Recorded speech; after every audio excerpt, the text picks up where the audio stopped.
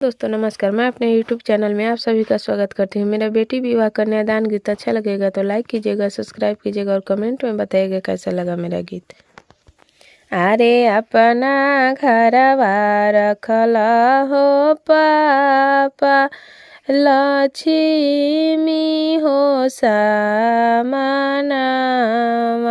अरे अपना घरवा रखला हो पापा, लक्ष्मी हो समानाम।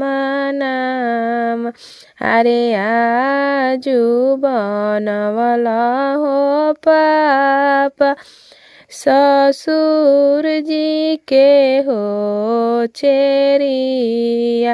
अरे आजू बनवला हो पापा, ससुर जी के हो चेरिया। अरे अपना घरवा रखला हो चाचा, लक्ष्मी हो समानावा। अरे अपना घरवा रखला हो चाचा, लक्ष्मी हो समानावा।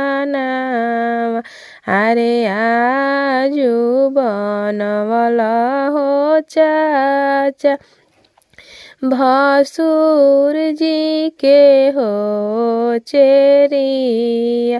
अरे आजू बनवला हो चाचा, भसुर जी के हो चेरिया। अरे अपना घरवा रखला हो भैया, लक्ष्मी हो समानावा। अरे अपना घरवा रखला हो भैया, लक्ष्मी हो समानावा। अरे आजू बनवला हो भैया, स्वामी जी के गुलामावा। अरे आजू बनवला हो भैया, स्वामी जी के गुलामावा।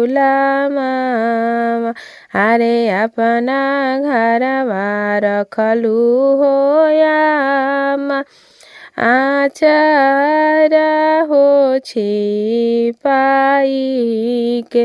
अरे आजू बनवलू हो यामा, सासू जी के लंगुरिया।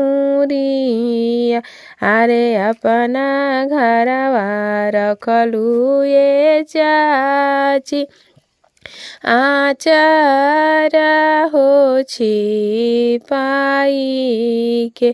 आजू बनवलू हो चाची, सासू जी के लंगुरिया। अरे आजू बनवलू हो चाची, सासू जी के लंगुरिया।